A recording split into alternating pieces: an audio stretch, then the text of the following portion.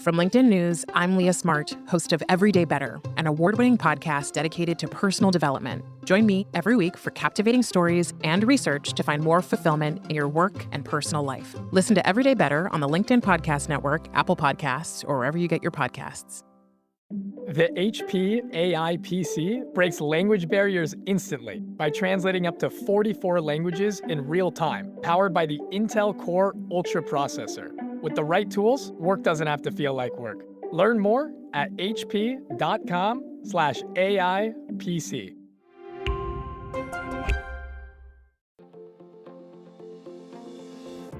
Hello, my friend, and welcome to another exciting episode of Negotiate Anything. Thanks for joining us today.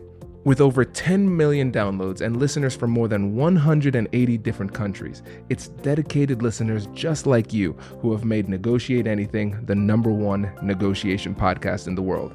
I'm your host, Kwame Christian. I'm a business lawyer, mediator, author, and the proud CEO of the American Negotiation Institute. Now, before we get into today's insightful conversation, I have a golden opportunity for those of you who recognize the power of negotiation in your professional lives. Have you ever found yourself wishing that you could navigate those high-stakes conversations with more confidence? Or perhaps you're looking to empower your team with the art of persuasion and conflict resolution. At the American Negotiation Institute, we've crafted specialized keynotes and workshops tailored for those very needs. We've transformed the negotiation skills of professionals worldwide, and we're eager to do the same for you. We believe the best things in life are on the other side of difficult conversations, and our goal is to help you improve your lives and the lives of those around you, one difficult conversation at a time.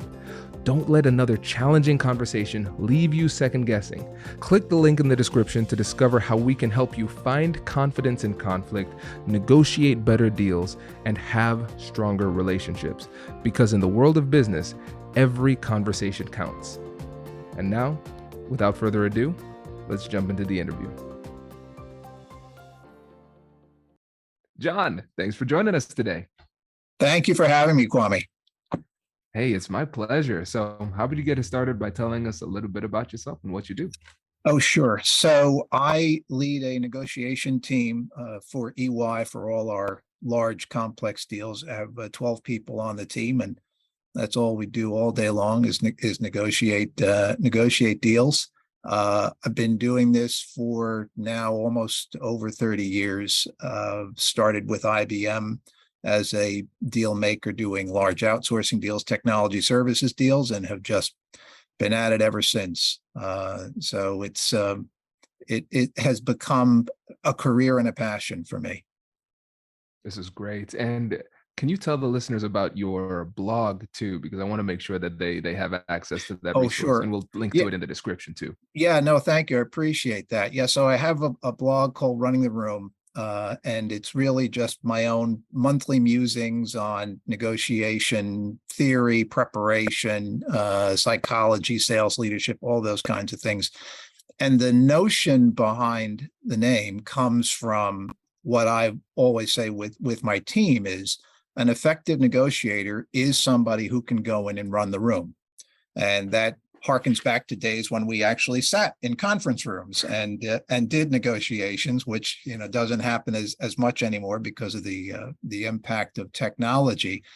But a good negotiator can walk into that room, and I often joke that it's a little bit like the reality shows where somebody gets dropped in the jungle and they've got to get from one end of the jungle to the other, and they're given one tool to do it with. And in the case of a negotiator, that one tool is your experience. You have got to walk into that environment, take your experience, and assess, what am I dealing with here? What am I up against? How am I going to shape this? How am I going to get this from this opening conversation about, hey, we're going to do something together, all the way to signature?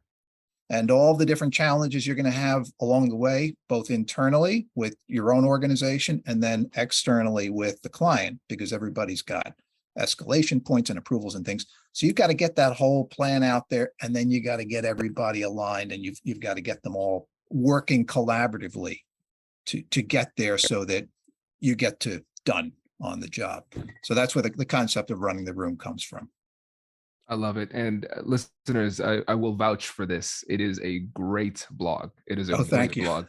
And so kudos. I really enjoy reading it. So I think this is a great jumping off point for us, really, because you've been in the game for a while. You have a lot of experience and you have seen all sorts of different negotiators at the table. And Mhm. you've had to learn how to adjust with the times and with the personalities and the challenges that you've been facing. And so when you think about negotiation over the last 2 or 3 decades, what are the things that have changed in the game? The thing that probably has changed the most is people's awareness of the science of negotiation. And by science, I mean all of the different elements of psychology, of influence, of emotion, people, interpersonal behavior that have come into it. So if you go back to 1981, when Fisher and Urey wrote Getting to Yes, they were really the first ones to look at the negotiation environment and break it down into these 7 elements that you could look at strategically and prepare. What is the other party's interest? What are the options? All those things that took us through. And so you now had a structure. And then you had Robert Cialdini's book 3 years later on influence. So those to me are 2 of the quote unquote holy trinity of negotiation books that not only do you have to read in order to really be a good negotiator, you have to operationalize them. You have to figure out, how do I take this information that's in here and make this part of my negotiation strategy, my methodology, the processes that I use. So Cialdini's book obviously is a psychology book because he is a psychologist. He's a psychology professor. And when he broke out those 6 elements of influence to say, these are the triggers that marketers are using, because the beauty of Cialdini's book is he wrote it for us to be aware of how others were trying to influence us. And people like myself and marketers have taken it and used it instead as a tool for how can I influence other people. So rather than it being a, so to speak, cautionary tale for consumers about watch out for how you're being influenced, the influencers have taken it and flipped it and said, oh, now I know how I can be more effective with this, how I can be more intentional with this. And it really is about being intentional. When I say operationalize, it's about being intentional and saying things like, okay, what is the most important thing I need to think about before I walk in the room for this negotiation? And as a constant, you always want to think about, how do I get the other party to like me? And not like in the sense of they think they think I'm a really swell person, but how do I get them to see I am like them, right? How I am familiar, because the word familiar comes from the same root as family. So how do I get the other party to think of me as family? Because then the other book that came out around the trust equation, Charles Green's book, then talked about the importance of trust in negotiation. And so all of these things, these little pieces start to come together. So the people who used to go in the room and bang the table and say, this is what we want or else, suddenly you realize, wow, I really have to think more deeply about how I talk, my tone, what I wear. Amy Cuddy's piece on competence and warmth. What are the first impressions the other party takes of you in the first 5 minutes? They did studies to find that warmth was very important, that you come across as non-threatening to them. So I intentionally wore what I wore today. I actually pay very close attention to what I wear when I'm going into a meeting. So I wear blue very often because blue is a trust color. And I will wear a blue tie, but on the blue tie, I've got little pizza slices. So the pizza slices are there to kind of be, a little bit fun and show I don't take myself too seriously. I wear this stuff, but I'll wear something that's a little funny. And you had somebody on, Remy Smolinski, who had a way of framing this that I thought was really brilliant when he talked about the panda bear. When he said an effective negotiator is a little bit like a panda bear, that you come in, not that you're cute and fuzzy, but that, panda bears appear non-threatening to us. And so you like to watch a panda bear and see what's a panda bear going to do. And it's the same thing with a negotiator. You don't want to come in like a grizzly bear. You don't want to come in like threatening, I'm going to kill. You want to come in and be somebody. It's like, okay, this person doesn't seem like they're a threat to me. And then all those risks, again, going back to the science, biologically, all the risk elements of what's going on in the other person's brain start to drop down. And the other person starts to say, okay, this is not a fight or flight situation. This is somebody who I'm going to be able to work with. And then you start to build a dialogue. You start to build a discourse of where you're able to talk to one another. So a long way of saying it's science is what has changed, that we think more deeply about the science of negotiation and apply it. John, this is a masterclass. I've already taken so many notes. And for those listening via audio, the background that John has is a ton of different books, and it is very clear that you are well read. And I love the fact that what you've done is you've married the science with practicality. Yep. And what's really been fascinating to me when I talk to people who have a lot of experience in negotiation is that the fundamentals never change. The fundamentals never change because we're dealing with the same operating system year to year. The culture will change, the technology will change, those type of things, but the underlying psychology is the same. And what's really interesting about these great negotiators is that through trial and experience, they've been able to really home in on the things that work. And then subsequently, the science caught up with the practice and validated the things that have been working. So now we understand why it works. And then we can also recognize that some of the kind of old school, more power-based negotiation strategies, like you said, where the person's banging on the table, it's not that works or it's effective. It's that when people use it from time to time, they are successful in spite of the fact that it is very harmful, And so I love the fact that we're using the science to substantiate this. And really, the thing that I want to focus in on is the word focus, because people are not coming into these negotiations and freestyling. We're very intentional. The word you said was intentional, and being intentional about putting yourself in a position to get the person to like you, not in a way that puts you in a position where somebody can take advantage of you, but it makes you more likable and it makes you seem as less of a threat. And we can understand those psychological barriers that are in our way. But if people start to like you and see you as part of their team, become familiar, now those barriers are out of the way and it makes persuasion a lot easier.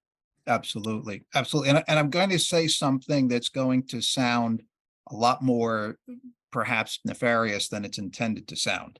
But in negotiation, it's like poker. You play the people, not the cards. That's where the focus has to be. It has to be on the people. And the reason for that is the people make the decisions. The deal only gets done when you can take the no that's in somebody's head and somehow find a way, using words of influence, using the environment you have, thinking deeply about what is their perspective and how am I going to move this no? And you get that to a yes. That's about the substance at that point doesn't matter, right? In terms of what's the nature of the deal. It's not about the substance. It's not about, is it more money, less money, this or that. It's how do I get the person to say yes in the environment that I have presented to them right now? How do I get them to understand the weakness of their BATNA? I don't think people thought deeply about the concept of BATNA until Fisher and Urey wrote about it. And people have said one of the problems of getting to yes is it doesn't address the issue of power in negotiation. And that's patently untrue. The whole point of a BATNA is the most powerful person at the table is the one who cares least about the deal. Because if I don't care about the deal, what am I going to do? I'm getting up. I'm leaving, right?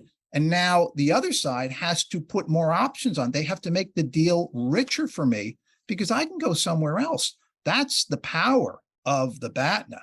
They didn't talk about power in the sense of, physical power, like being a tough negotiator, something like that, wearing people out. It's the power of the choices.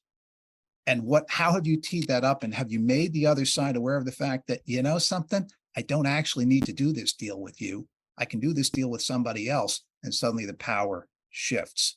That's what I mean about you play the people, not the cards. I don't mean it in a way that like you're doing Jedi mind tricks or something like that, and you're being untruthful or deceitful or something.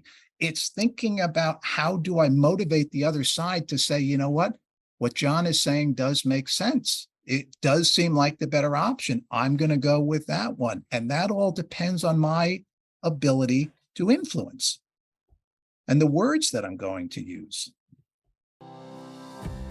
Hello, my friends. Before we get back to today's episode, I want to ask you a question. Have you ever wondered how to elevate your team's negotiation game and how you can help the folks on your team have better, difficult conversations?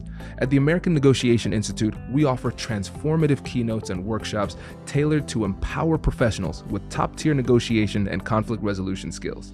Whether it's a keynote for your next event or hands-on training for your team, we've got you covered. Don't just negotiate. Master the art with the American Negotiation Institute. Click the link in the description to find out more. Elevate, negotiate, and succeed. Introducing the HP AI PC, your powerful AI assistant. Easily search through personal files, gain valuable insights, and make smarter, more informed business decisions. Unlock the future of work today with the HP AI PC, powered by the Intel Core Ultra processor. With the right tools, work doesn't have to feel like work. Learn more at hp.com/AIPC. It makes so much sense. And it shows how dynamic these negotiations have to be. Because if we can't be prescriptive from a podcast in terms of the specifics of a negotiation. We can talk about the principles. We could talk about our war stories and how we've applied the principles. But if somebody says, what should I do in general in this situation? I say, I don't know who you're negotiating with. I don't know the context, right? Like how tall is tall? Are we talking about a person? Are we talking about a building? Those are very different things, right? And so when it comes to understanding the person on the other side and being very intentional about the words that we use, the approach that we have, and the conditions that we create for persuasion, what are the elements that we need to look for in the people and the circumstances to make those adjustments on the fly as necessary? Well, it's interesting because today, of course, there's a lot of ability to research people before you walk in the door, right? You can get online, you can go on LinkedIn, people kind of explain who they are, their background, everything else. And there's a lot of stuff you can read into that. So the things that I look for are, what do I have in common? What are some things that at some point I might be able to introduce and say, hey, we share this. And I'll give you an example of that. Years ago, I was doing a large outsourcing deal down in North Carolina, and there was the person who I was negotiating with was a chief operating officer for the company. It was about a $600 million deal, so it was a lot of attention on it. Very important for him to get this thing done, and he was a driver. If you think about social styles, he was a driver. This is we're going to do it this way. And the team had a lot of problems with him because he was a very direct individual, and so I got involved. So we worked together for a couple of days, and then at a moment during a coffee break, just listening to his voice, we're down in North Carolina. I have a little bit of an ear for accents, and I said to him, "Bob, you don't sound like you're from North Carolina. It's like a New York accent you got going on." And he laughed. He said, "Yeah, I'm from the Bronx." Well, for me, that just opened the door because I'm from New York. I said, "Oh, where are you from in the Bronx?" He said, "Castle Hill." I said, all right, I'm going to take a shot at this, right? He had an Irish last name. So I took a shot and I said, oh, that's St. Raymond's Parish, isn't it? Because I knew St. Raymond's High School was in Castle Hill in the Bronx. He said, yeah, I went to St. Raymond's. I said, oh, no kidding. Do you know Bill Donovan and Tom Lowry? He says, oh, yeah, I went to, his brother was in my class. I said, oh, my son plays baseball with his son. Oh, yeah, back and forth, blah, blah, blah. And my team looked at me and they said, what the heck just happened? I mean, all of a sudden, the conversation between me and Bob became very collaborate, and we're joking and everything else. He said, what did you do to him? And I joked with him. I said, I call that New York Catholic high school mafia, because I went to Catholic high school in New York. If I'm doing a deal in New York and the other person went to, I can figure out they went to a Catholic high school in New York, I'm going to know which one it is and probably know somebody. So I've got a tight network there. Now I got lucky because I was in North Carolina and I had a guy from New York down in North Carolina. I don't usually get that kind of a break, but you got to look for these things. So one of my colleagues, he was doing a deal in Tokyo, and he's a big guy from Nevada, big, Western style guy. He walks into the office. The client, he's 6'5". The client is about 5'4", right? Nothing in common. Japanese, Nevada, nothing in common. He sits down in the office. They start talking. He looks around the room like he's trying to find it. He's a professional negotiator. He's trying to find it. He sees pictures of roses. He says, these are beautiful pictures of roses that you have. And the guy says, oh, yeah, I grow roses as a hobby. And my colleague says, I'm a rosarian as well. I didn't even know that was a word, a rosarian. Somebody who grows roses, right? And boom, that was it. It's like another guy who cross culture, other side of the world, but we both like roses. Did that mean that the deal got done? No, but it was a connection. It was that familiar that, oh my gosh, even though we seem so different, there is something we have in common. And then you can start to build on that because there's something that it says about you that you share that trait. So you're always trying to find those things that might help, and you have to be careful about it. It has to be handled subtly. You can't, moment you walk in the office, look around and say, oh, I see you went to such and such, I went to, and try and do it. You can't be ham-handed about it. It has to be played carefully. And so that's where you can start to build that affiliation, start to build that trust. When you build the trust, you get collaboration. When you get collaboration, you get brainstorming. You get brainstorming, you expand the ZOPA. When you expand the ZOPA, you get a better deal, right? So it all escalates up, and it all starts with the science of psychology.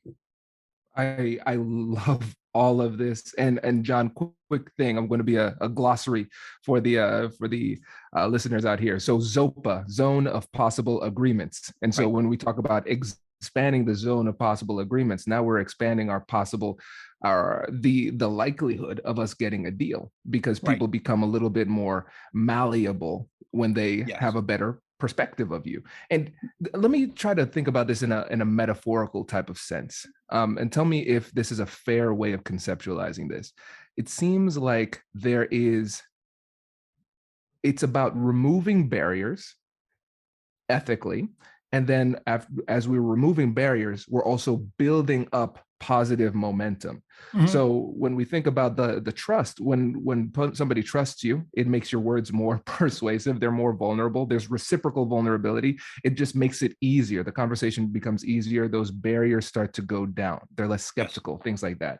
But then at the same time, they start to see, hey, I like this guy. We are like each other. There's familiarity. You know what? I can share a little bit more with him. And so we're starting to build that positive momentum that gets us in the direction of a deal. Right. That's exactly how it goes. And again, the science supports this, because what they have found, for example, when an individual sees a new face, there is a reaction in the brain that is consistent with the notion of fight or flight. I have to assess, I have to figure out, is this person somebody who's going to hurt me, help me, what's going on here? That reaction does not happen with a face that is familiar, because the brain has already processed that.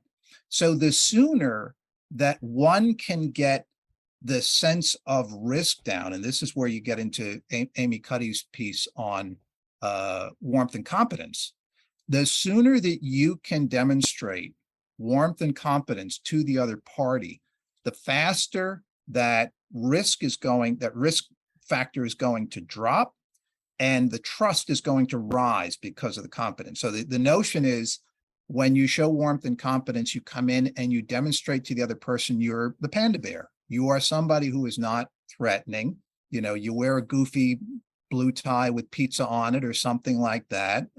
You're engaging in the way you first come in. You're respectful. It's not about you. So, I had a guy who I worked with on a deal one time. He showed up and he was wearing a bow tie and those bucks that you see in the 50s movies that are like brown and white Oxford shoes. And it looks like he's going to the hop and dancing to the jukebox or something like that. And I'm looking at this guy and I'm saying, he's a dandy. He's a peacock. He wants this to be about him. It's the wrong message to send to another party when you're coming in to show up, dressed flamboyantly in some way. You can go into a negotiation wearing a clown suit if you want, but just be prepared for the fact that that's going to have an emotional impact on people when you show up in a clown suit and they're going to say, I'm dealing with a clown here, so how is this going to work? So you get that, the warmth aspect, and you sort of build that, get rid of that risk. And then the other side of it is, now I've got to demonstrate competence. Now I have to show I know what I'm doing. I'm somebody who can help them and start trust. And that's the slower build, right? The competence isn't going to come immediately. The first impression is real.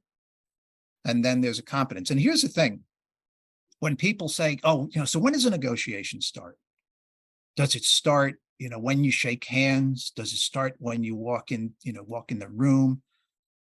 And I always tell people it starts as soon as I know who the other party is. As soon as I hear, or I say, when you are known to me, that's when the negotiation starts. Because, and I've done this when I've done training classes, I'll ask people, so if you were, and I used different people back, years ago. So currently I would say, you're going to do a negotiation and you're about to, and the negotiator who's coming in for the other side of the table is Vladimir Putin. Are you ready for that negotiation? And I saw the expression on your face was sort of like, whoa. So I've never met or dealt with Vladimir Putin. I assume you have not. And yet both of us would have a reaction to the fact that Vladimir Putin's coming in to negotiate. Now I say to you, the other person who's coming in to negotiate with you is the Dalai Lama. And you have in your head a different reaction. You say, oh, the Dalai Lama, this will be interesting. And perhaps, you're like this when you hear Vladimir Putin, and then maybe you go like this when you hear the Dalai Lama, you say, oh, this could be enlightening for me, right? What is it about them that caused the reaction if we've never met them? It's their reputation. Your reputation starts the negotiation before you enter the room, because if the other party has any familiarity with you or with your company, they're going to have a reaction, and immediately, and the risk walls may start to go up. Certainly if you heard a name like Vladimir Putin, all of a sudden you're like, whoa, we got to get ready for this one here. But maybe with the Dalai Lama, maybe it only goes up like this. Let me, get to know this guy, but generally he should be okay to work with.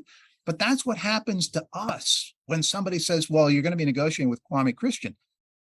If they know of you, they'll say, oh yeah, I've listened to his podcast. I know this could be interesting. In fact, I may even learn something from him.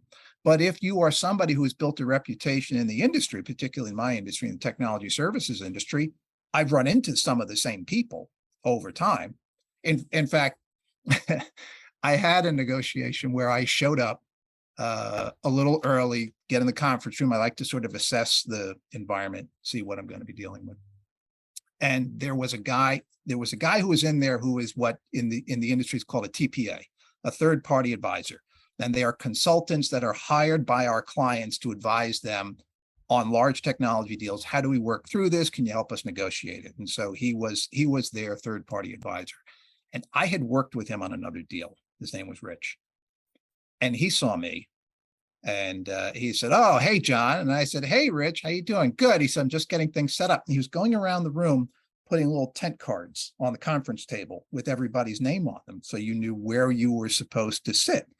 He was a little bit deep into details when he did these deals. So I'm looking around. I don't see my name. There's no tent card. I mean, my name should be the center of the table because I am going to be negotiating this deal probably across the table from him. because he's going to be negotiating this deal.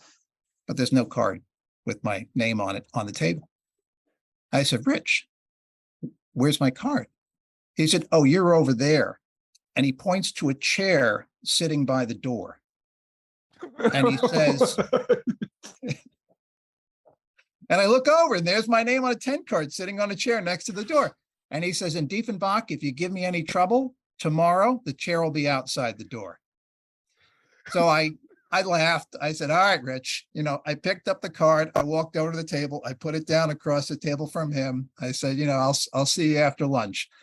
He saw my name, right? The negotiation started because we'd worked before. So he's like, all right, I'm going to give Dieffenbach a little tweak here. And he sets me up, next to the door to try and knock me back on my heels.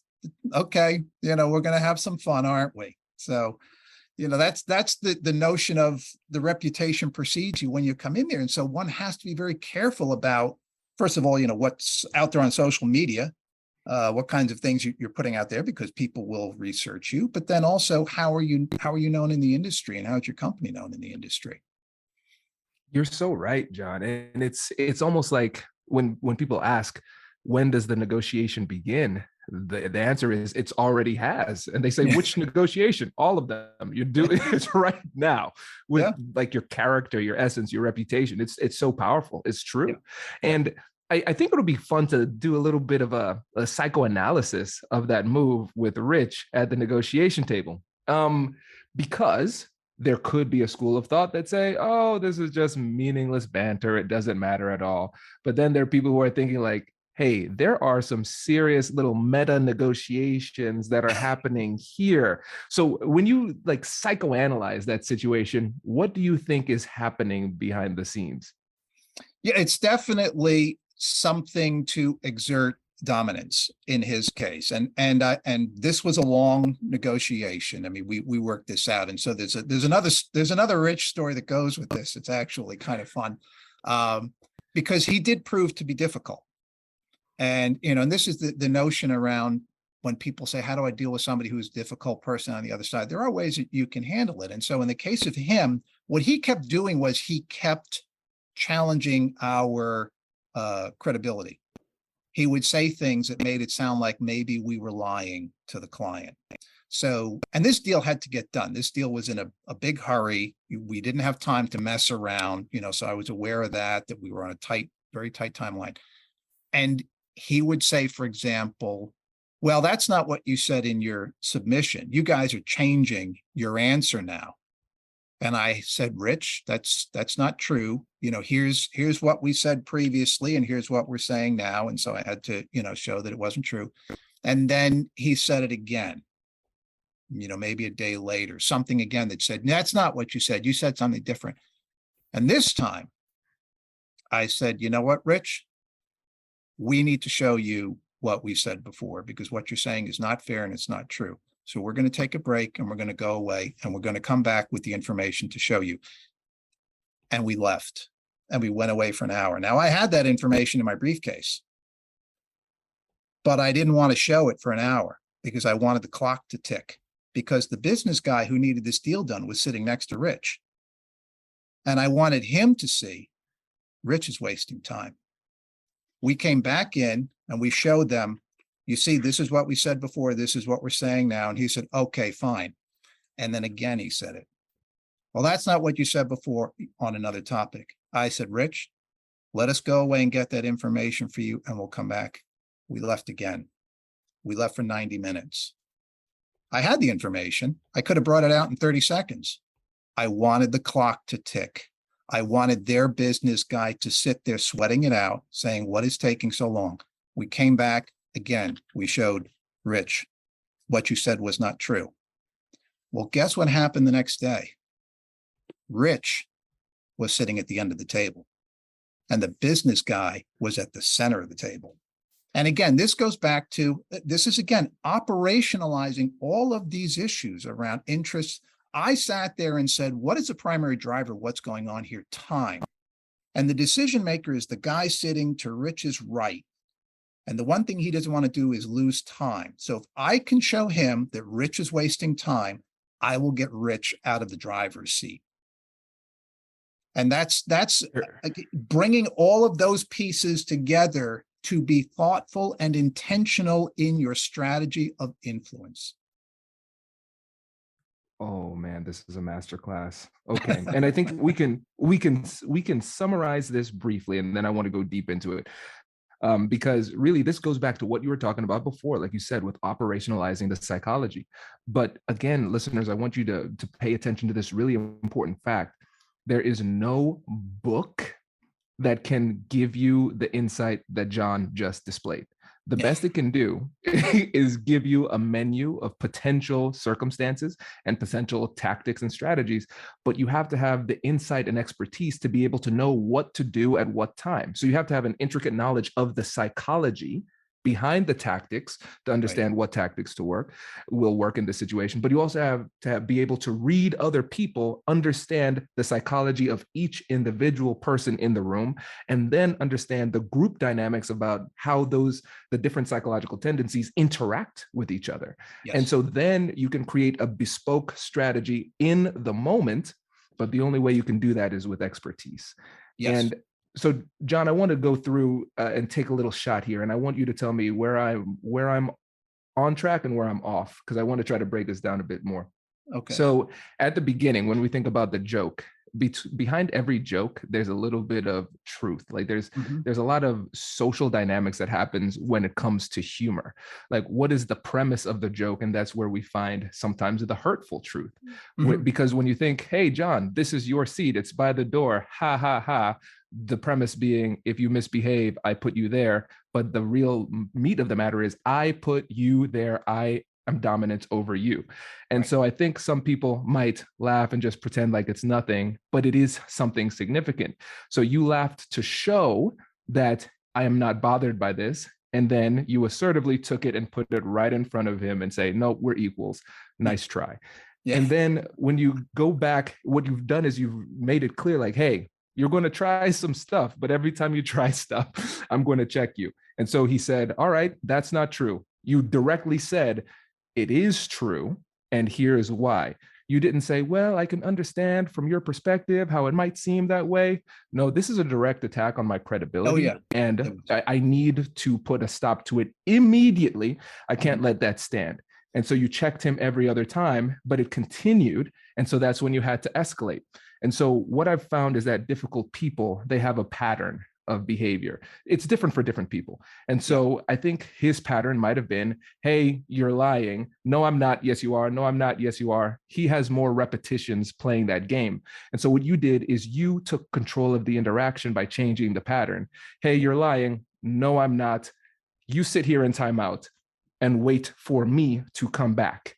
And then I'll show you that you're off.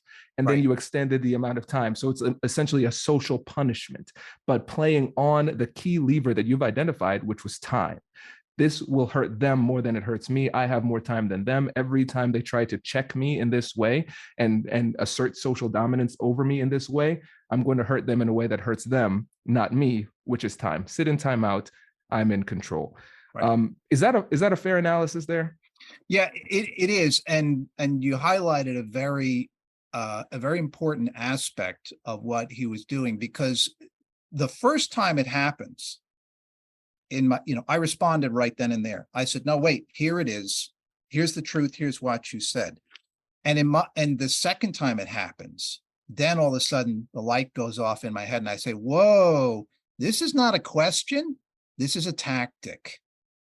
Yep. Let's see what happens when I respond to this tactic with a tactic and see what he does next. And then he comes and he plays the tactic again.